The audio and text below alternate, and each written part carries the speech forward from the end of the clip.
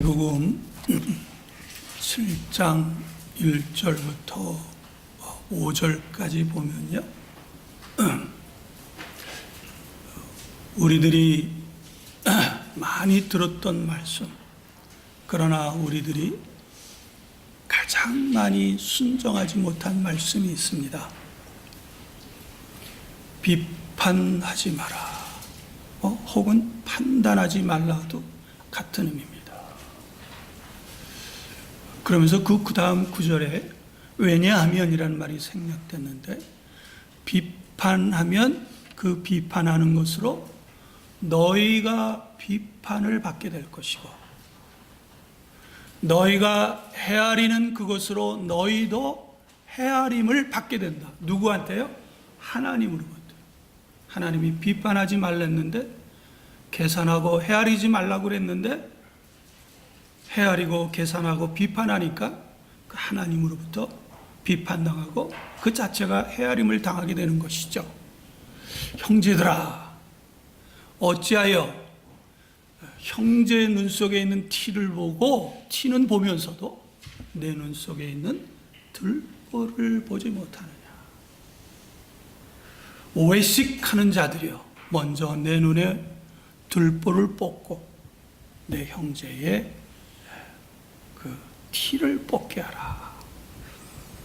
여기까지는 그래도 우리가 지키지 못하더라도 좀 들어줄, 조금 별로 마음이 안 상하는데, 그 다음 구절 7장 6절 9절이 아주 참혹한 말씀. 돼지들에게 거룩한 거를 주지 말라. 진주를 돼지 앞에 내놓지 말라 그랬어요. 이게 무슨 말씀일까요? 누구에게 해당되는 얘기일까요? 비판하지 말고 판단하지 말고 정죄하지 말라고 하는 그 이유를 성경을 통해서 제가 곰곰이 생각을 해봤어요. 여기 마태복음 7장에서 판단이라고 하는 의미는 어떤 의미냐면, 문자적인 의미가 아니라 문맥상의 의미는 뭐냐면, 하나님이 되어서 판단하지 말라. 하나님. 판단은 누구에게 속한 거죠? 정죄는 누구의 영역인가요? 하나님의 영역이에요. 여러분들이 우리 총각들은 결혼 안 해서 모르는데, 결혼한 사람들이 서로 비판하기 시작하면 살아야 됩니까? 못 삽니까? 가정이 천국이 아니라 지옥 같죠? 그렇죠? 교회가, 우리 지난 시간에 우연히 교회에 대한 이미지에 관한 얘기를 우리 잠깐 대화 속에서 했는데요. 여러분들은 교회를 생각하면 뭐가 탁 뛰어올릅니까? 사실은요, 불신자 중에서 나는 죄인이구나 라고 하는 사람들이 정확한 이해를 가지고 있어요. 그곳에 가면 나도 위로를 받을 수 있겠구나, 용서함을 받을 수 있겠구나. 무슨 얘기인가요? 교회에 대한 이미지는요, 은혜가 돼야 돼, 은혜가. 근데 여러분, 한국 교회 생각하면 딱 뭐가 떠오르나요? 분열, 비판.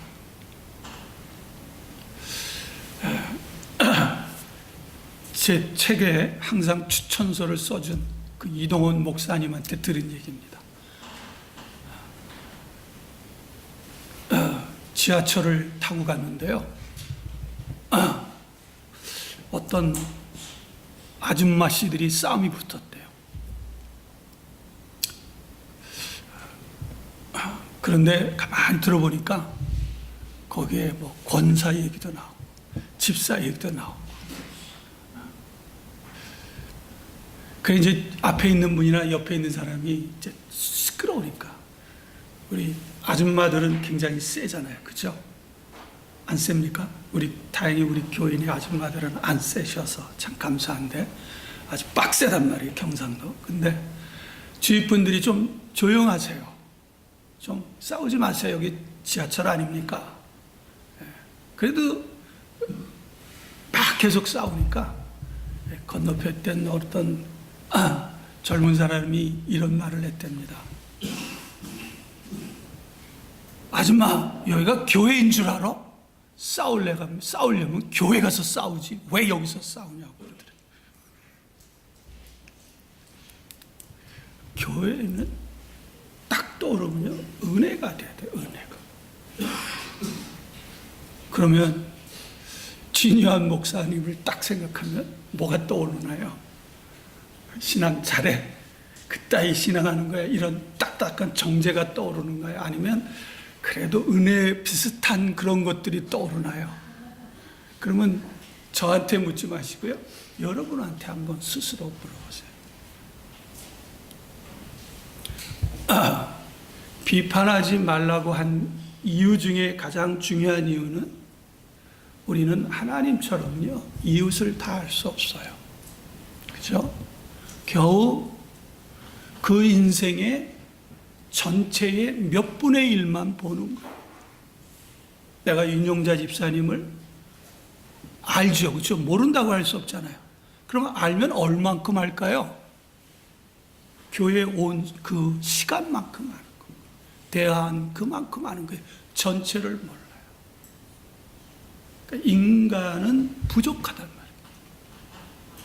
인간 자체가 뭐예요? 모순성이 가득하기 때문에 듣기는 들어도 어떤 얘기만 들어요? 자기가 듣고 싶은 얘기만 들려지게 돼 있어요. 보기는 보아도 뭐예요? 자기가 보고 싶은 것만 보게 됐어요. 이것을 전문 용어로 confirmation bias, 한국말로는 확증 편향성, confirmation bias. 그러니까 박근혜 전 대통령을 좋아하는 사람은, 극단적으로 좋아하는 사람은 아무리 무슨 얘기를 해도 다 좋은 것만 듣고, 또 우리 문 대통령을 좋아하는 사람은 아무리 문 대통령을 비난해도 좋은 것들만 이렇게 들어요. 그게 인간의 한계란 말이죠. 자, 이러한 이 편향성을 가진 인간 중에 우리거든요. 이거는 불가피한 거예요. 이걸 벗어날 수 있는 방법이 없어요. 한 가지가 있다면, 남을 판단할 때 혹은 내 인생의 중요한 것을 결정할 때는 좀 신중할 수밖에 없는 거죠. 그렇죠? 우리가 나이 먹어가면 먹어갈수록 어때요? 모든 면에서 좀 너그러워지죠. 그렇죠? 그렇지 않습니까? 왜? 한평생 오래 살다 보니까 실수한 것도 많고 오해한 것도 많기 때문에 그러는 거죠. 우리가 오늘 본문의 표적에 관해서 잠깐 말씀을 드리려고 합니다. 표적의 기사 이적, 그거 한두 시간에 다 얘기할 수 있는 건 아니지만 오늘 요한복음을 배경으로 한 표적에 관해서 좀 말씀드리려고 합니다. 우리는 이 표적, 우리 신앙 중에 우리 기사와 이적, 표적 뭐 이런 것들을 전부 다 뭐 표적으로 이렇게 일치시킵시다. 우리 신앙 중에 어떤 기사와 이적과 표적이 나타나면 어때요? 굉장히 힘이 나죠. 그렇죠? 그래서 어떤 분들은 이런 것들을 굉장히 사모하시는 분들 계세요. 그래서 이 표적과 기사와 이적을 쫓아다니는 그런 분도 계세요. 그래서 그러한 집회하는 것만 찾아다니시는 분도 계세요. 또 반면에 어떤 분들은 표적과 기사와 이적에 별로 관심이 없으신 분도 계세요. 그러나 설사 그런 분이라 할지라도 자기 삶 속에서 기사와 이적과 표적이 나타나면 어때요? 굉장히 기뻐하는 거예요. 자, 그러나 표적이 때로는 우리 신앙에 도움이 될 수 있지만, 그러면 표적이 안 일어나면 우리 신앙에 도움이 안 될 수도 있는 건가요? 사실은요, 표적을 사모하는 사람에게는 표적이 안 날 때는요, 큰 시험 덩어리가 될 수 있어요. 누가복음 10장에 보면요, 예수님이 70인 제자들을 각 지역, 각 마을마다 두 사람씩 파송합니다. 그러면서 이런 말씀을 합니다. 너희를 받아들이는 자, 너희를 영접하는 자는 너희를 보낸 나를 받아들이고 영접하는 것이고, 나를 받아들인, 나인 예수를 받아들이는 자는 나를 보내신 하나님을 받아들이고 영접하시는 것이다. 그러면서 이 제자들에게 가서 복음을 전파라고 합니다. 그래서 이 70인 제자들이 전파하고 돌아올 때요, 하나같이 얼굴에 막 기뻐하며 즐거움으로 막 돌아왔어요. 그러면서 예수님에게 자랑합니다. 예수님, 우리가 이 사역을 하다 보니까 막 귀신들도 항복합니다. 그러니까 막 기사와 이적이 막 일어났습니다. 막 둥실둥실하니까 주님이 누가복음 10장 20절에 아주 중요한 말씀을 했어요. 그러나라는 말을 했어요.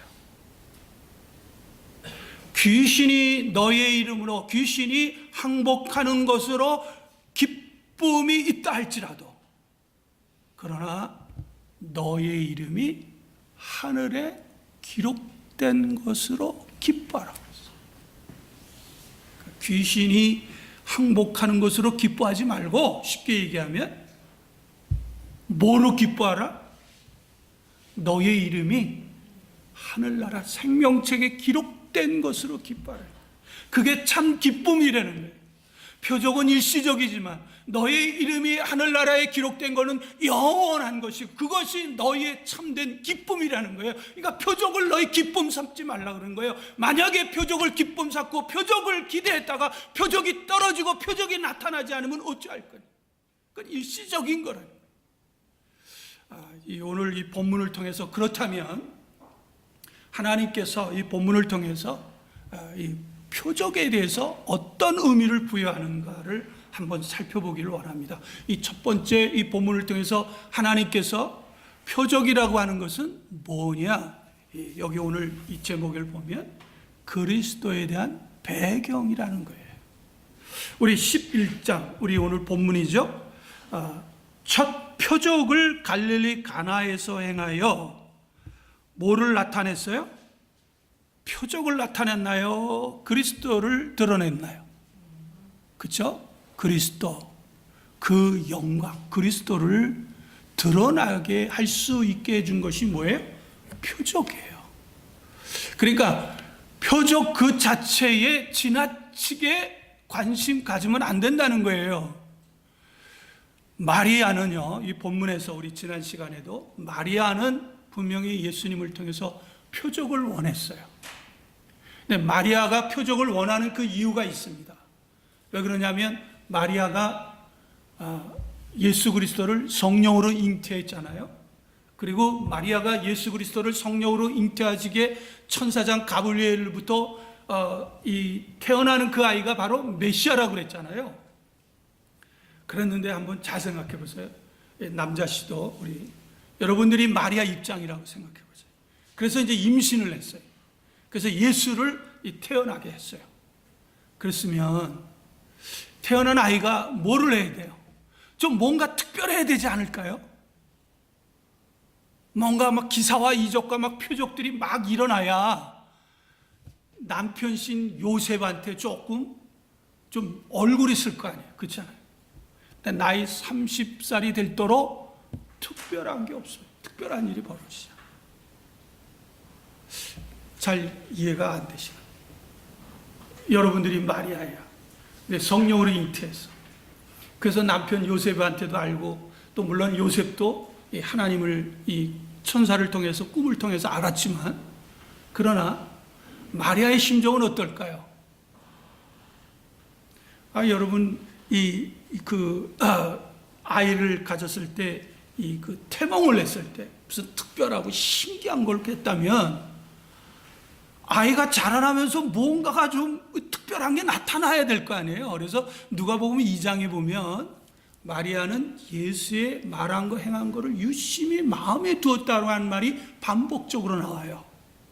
그러니까 마리아의 입장에서는 뭐예요?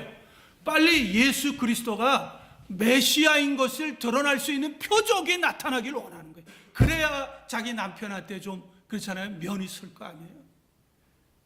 여러분, 기사와 이적은 오래가지 않습니다. 홍해가 갈라졌을 때 이스라엘 민족들이요, 무려 200만 명이 이 홍해를 건넜어요. 이건 뭐 엄청난 기사와 이적 아닙니까? 그래서 이분들이 어떻게 했어요? 온 이스라엘 사람들이 어떻게 했어요? 다 기뻐하고 찬양하고, 마리아도 막 속옷지고, 온 이스라엘, 너무 큰 기사와 이적을 봤는데, 근데 그 표적과 기사와 이적이 얼마를 갑니까? 3일을 못 가요. 3일. 그러니까 마리아는 마리아 입장에서 무엇인가 기회만 있으면, 틈만 있으면 예수 그리스도에게 뭐가 나타나기를 원해요? 기사와 이적과 표적이 나타나기를 원하는 거예요. 그래서 우리 본문에서 그 포도주가 떨어지니까 마리아가 얼쌌구나, 잘 돼가지고 포도주가 떨어졌습니다. 뭔가 기사와 이적과 표적을 보여주십시오라고 했는데, 결과적으로는 뭐가 나타났다고 그랬어요? 2장 11절에 보면 기사와 이적과 표적이 나타났지만 그 표적을 통해서 뭐가 드러났다? 뭐가 드러났다? 그 영광, 예수 그리스도가 드러났다는 거예요. 예수 그리스도의 영광, 그의 영광이 아니라 그 영광이 드러났다는 것입니다. 그러니까 쉽게 말하면 표적은 그리스도의 배경에서 멈춰져야 돼요. 그 믿음의 대상이 될 수 없어요. 그저 표적은 그저 그리스도를 드러나게 할 수 있는 어떤 표지판, 찾아가는 표지판에 불과하단 말이죠. 무슨 얘기입니까? 우리가 오랫동안 기도해서 응답을 받았습니까? 그러면 내가 기도해서 응답을 받았다고 얘기하지 마시고요. 뭐가 드러나다? 하나님이 은혜를 주셔서 응답을 받으셨다. 여러분이 기도해서요, 병든 육신이 치료 안 받고, 혹은 또 죽은 자를 막 살려냈잖아요. 그러면 거기서 내가 했기 때문에, 내가 목사기 때문에, 내가 경건하게 했기 때문에 거기서 기사와 이적이 일어났다 이렇게 말씀하지 마시고요. 하나님 은혜로 이게 이루어졌다 이렇게 말하는 거예요. 그러니까 제자들은 막 사실 기사와 이적이 표현이라면요, 제일 좋은 게 뭐냐면 목사씨예요. 제일 좋습니다. 여러분들이 보는 앞에서 귀신이 떨어져 나가고 병든 자가 벌떡벌떡 일어나 보세요. 여러분들이요, 저를 보는 자세가 확 달라집니다.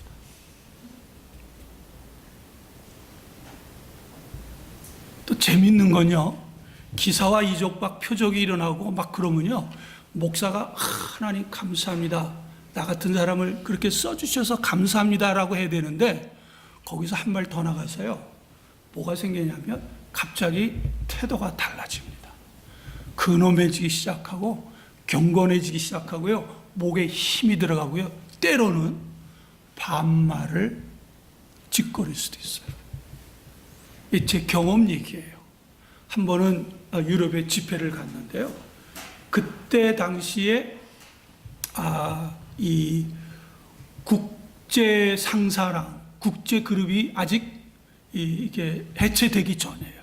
그 지점장 집에 가서 이제 뭐 교회가 없으니까 거기서 이제 부흥회를 하는데, 딱 들어가자마자 그 지역에서 가장 이 꼿꼿한 박 박사, 지금 이 선박학의 박사, 그러니까 그 스웨덴 유학파 중에서 그 박의 논문이 굉장히 뛰어나서 스웨덴에 등록이 되고 노르웨이 등록해서 로얄티를 받는 그런 아주 교만한 사람이 그냥 저 눈을 보자 그냥 입에 거품 물고 쓰러졌어요.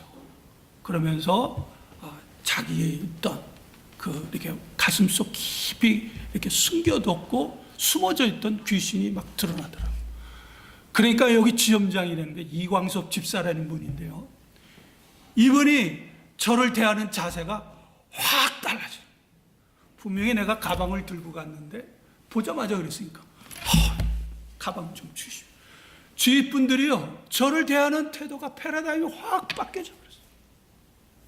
그것까지는 괜찮아요. 그런데 제가 갑자기 뭐가 되냐, 나이가 그때 당시 그분이 50인데 지점장님 반말이 나오더라고요. 권위적인 게. 제가 무슨 얘기를 하는 건가요? 그만큼 표적은 유용도 하고 굉장히 유용하지만, 제가 그때 당시 이제 끝나고 비행기 타고 다시 미국으로 돌아오면서요, 많은 것을 생각을 하게 됐어요. 나는 참종이 아니구나. 왜 그때 거기서 갑자기 위압적인 자세가 나타났지? 내가 한 것이 아니고 누가 한 거죠? 주님께서 나를 그냥 도구로 쓴 거야. 표적은 쓰임 받는 거예요. 그리스도를 드러나게 하는 배경인 거예요. 그 양반이 귀신 들려서 이렇게 쓰러진 사람이 지금 얼마나 예수 잘 믿은지 몰라요. 그 교만했던 사람이 그거를 통해서 예수를 완전히 항복하고 그리스도에게 돌아. 그러면 그것으로 기뻐하고 즐거워해야 참된 종이 아닌가요? 그렇죠?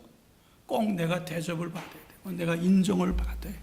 거기서 내가 능력 있는 목사, 내가 능력 있는구나, 막 그거에 막 기쁨의 도취에 취했을 때, 그 비행기 타고 막 기쁘다, 이번에 집회는 참 좋았다라는 생각할 때 주님이 그런 생각을, 내가 종인 거를 착각을 했구나.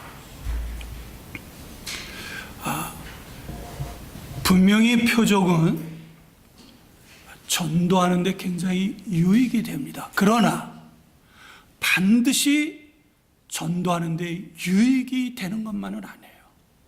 모든 표적을 통해서 그 표적을 보고 기사와 이적을 체험한 모든 사람들이 예수 믿고 구원받는 건 아니에요. 우리 요한복음 12장을 한번 보십시다. 예수께서 이 말씀을 하시고 그들을 떠나가 숨으시니라. 이렇게 37절입니다. 많은 표적을 그들 앞에서 행하셨으나, 그죠? 그를 믿지 아니하니. 여러분, 예수 그리스도께서 표적을 행했는데 그 표적조차도 통해서 예수 그리스도를 믿지 않은 사람이 있어요. 우리 한번 볼까요? 이번에는 이 마태복음 한번 11장을 한번 보십시오. 11장 20절을 같이 한번 보십시다. 시작. 예수께서 권능을 가장 많이 행하신 고울들이 회개하지 아니하므로 그때에 책망하시되, 화 있을진저 고라시나 화 있을진저 벳세다야, 너에게 행한 모든 권능을 두로와 시돈에게 행하였더라면 그들이 벌써 베옷을 입고 제에 앉아 회개하였으리라. 여기 고라신과 벳세다는 어디냐면 갈릴리 지역이에요. 가버나움을 포함해서. 예수님이 갈릴리에서 많은 사역을 했잖아요. 그 많은 사역한 중에서 기사와 이적이 일어난 데가 가버나움, 벳세다, 그리고 고라신인데 그들이 회개하지 않았다는 거예요. 여러분, 예수님이 이 기사와 이적을 행했다면 그보다 더 크게 기사와 이적을 행할 사람이 어디 있겠습니까? 그러나 그럼에도 불구하고 그런 많은 표적들을 보고도 어떤 사람들은 마음을 완악하게 했다는 거예요. 회개하지 않았다는 거예요. 그러니까 이 표적은 믿음의 대상이 될 수 있다는 거예요? 없다는 거예요? 될 수 없다는 거예요. 우리가 잘 알고 있죠? 앞으로 이제 우리 요한복음 6장을 공부하겠지만 예수님께서 오병이어의 기사와 이적을 냈을 때 사람들이 모인 숫자가 얼마나 됐다고요? 남자들만 5천 명이니까 최소한도 2만 명 정도, 15,000명 정도가 모였으니까 표적은 사람들의 관심을 끌기가 될 수 있어요. 사람들을 모을 수 있는 그 되지만, 그러나 그 표적들을 통해서 반드시 구원받을 수 있게 하지는 못한다는 거예요. 표적은. 그러니까 나중에 그 15,000명 이상 모인 사람들이 나중에 어떻게 됐어요? 제자들만 남고 다 떠나갔지 않아요? 그렇죠? 다 떠나갔어요. 그러니까 표적을 우상하지 마시고 표적만을 쫓아다니고 표적만을 구하는 신앙하지 마시기를 주님의 이름으로 축원합니다. 오히려 주 안에, 내가 그리스도 안에 있는 그것이 가장 큰 기사와 이적이며 표적인 것 때문에 감사하고 기뻐하시기를 주님의 이름으로 축원합니다. 두 번째는요, 여기 하나님이 우리에게 표적을 허용한 것은, 자, 금방 얘기했지만 정리하는 거예요. 그리스도를 믿을 수 있도록 수단으로 준 거예요. 수단으로. 금방 제가 얘기했죠. 여기 11절에 보십시다. 오늘 본문 11절에 보면 같이 읽어봅시다. 예수께서 이 첫 표적을 갈릴리 가나에서 행하여 그 영광을 나타내시고, 그 다음에 두 번째로 어떻게 해요? 제자들이 그를 믿으니. 그렇죠? 그러니까 표적 때문에 누가 믿었어요? 제자들이 믿었어요. 그렇다면 표적이 일어나기 이전에 제자들이 어땠다는 거예요? 믿었다는 거예요? 안 믿었다는 거예요? 예수님을 따라다니긴 다녔는데 최소한도 의심하면서 쫓아다닌 거예요. 최소한도 그렇죠? 그런데 이 표적 때문에 제자들이 믿었다는 거예요. 그러나 제가 강조했지만 표적 때문에 예수를 믿는 사람도 있지만 표적이 일어남에도 불구하고 많은 사람들이 예수 그리스도를 믿지 아니하는 게 있다는 말인 거예요. 그러니까 표적에 대해 우리가 조금 내가 알고 내가 기대하는 표적과 기사와 이적 말고 성경에서 계시하는 하나님이 관심이 무엇에 있는가를 알아야 된다. 우리들은 사실 어떤 면에서 보면 예수를 믿고 신앙할 때 꼭 필요할 때 꼭 표적이 일어나야만 할 때가 있잖아요. 그렇죠? 그랬으면 좋을 때가 있잖아요. 그렇죠? 위급한 순간에 또 아플 때, 힘들 때, 참 이럴 때 표적이 일어났으면 참 좋겠는데 하는 그런 내 관심이 많단 말이에요. 그래서 뭔가가 신앙의 내 삶에 획기적이고 하나님을 더 좋게, 더 깊게 믿을 수 있는 계기가 되기를 원하지만, 그러나 여기 오늘 본문을 통해서 2장 11절을 통해서 보면 하나님의 관심은 어디에 있어요? 그리스도를 믿는 데 있잖아요. 예수를 믿는 거에 있잖아요. 그러니까 우리의 관심은 표적에 있지만 예수님의 관심은, 하나님의 관심은 뭐에? 표적을 통해서 뭐를 믿어요? 그리스도를 우리가 믿고 있는 것에 더 관심이 있다는 거예요. 여러분, 마태복음 7장 22절과 23절을 보면은요, 무서운 얘기가 나와요. 내가 이 주님의 이름으로 선지자 노릇을 했다. 내가 주님의 이름으로 귀신도 내어 쫓았습니다. 내가 주님의 이름으로 많은 권능들을 행했습니다 라고 했는데 마지막 순간에 하나님이 뭐라 그랬어요? 결정적인 순간에 난 너 모른다고 했단 말이에요. 가장 중요한 순간 아니에요? 바로 하나님 앞인데 난 너 모르겠다는 거예요. 아니 주님, 내가 당신의 이름으로 많은 권능들도 행하고 내가 당신의 이름으로 많은 기사와 이적도 했는데 어찌해서 나를 모르십니까? 라고 했는데 주님이 그들을 쫓아내면서 불법을 행하는 자들아, 그들을 내쫓았단 말이에요.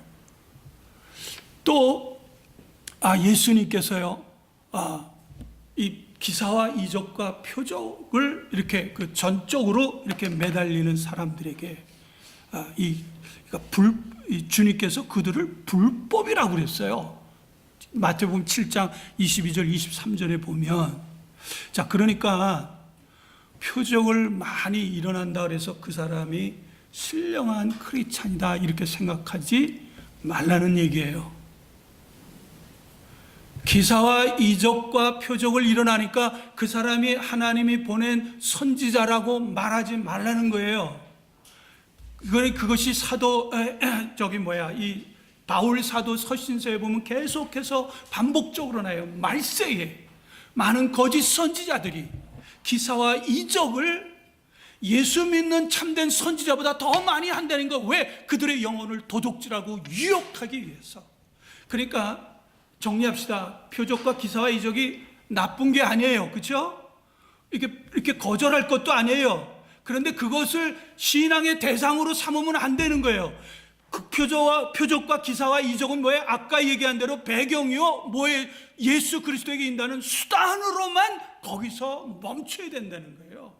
우리는 근데 종종 안진뱅이가 일어나고 소경이 눈을 뜨면 기뻐할 수 있는데 거기서 뭐가 없어요? 예수 그리스도가 없어요. 예수 그리스도를 수단으로 삼을 때. 빌립보서 4장 4절에 보면요, 주 안에서 항상 기뻐하라. 내가 다시 말하노니 기뻐하라. 이 얘기는 무슨 때문에요? 내 안에 있는 나를 위해 죽으시고 나를 위해 십자가에 못 박혀주신 그 주님 때문에 기뻐하라는 거예요. 표적이 우리의 기쁨의 근거가 되시는 것이 아니라는 거예요. 정말 참된 기쁨과 참된 행복은 무엇 때문에? 우리를 위해서, 나를 위해서 죽어주신 예수 그리스도가 십자가에 못 박혀 죽으셨다는 그것이 우리의 참된 기쁨이 된다는 거예요. 그러니까 주 안에서 항상 기뻐할 수 있다는 거예요. 환경이 좋든지 나쁘든지 왜 우리는 기뻐할 수 있어요? 왜? 우리를 위해서, 나를 위해서 피 흘려 돌아가신 예수 그리스도 때문에. 이것이 오늘 본문을 통해서 하나님께서 저와 여러분에게 주신 이 메시지예요. 바라기는요, 주님 때문에, 예수 그리스도 때문에 항상 기뻐하시기를 주님의 이름으로 축원합니다. 표적 때문에 행복할 수 있어요. 표적 때문에 기뻐할 수 있어요. 그러나 그것은 일시적인 거예요. 그러나 우리의 이름이 하늘에 기록된 것은 영원한 거 아니에요? 영원한 거 아니에요? 이 세상에서 사실 축복 중에 가장 큰 축복이 그리스도가 내 안에 있다고 하는 것 때문에 행복해 하시고 넉넉해 하시고 부드러워지시고 관용을 베푸시고 이웃을 사랑할 수 있는 저와 여러분이 되시기를 다시 한번 주님의 이름으로 축원합니다.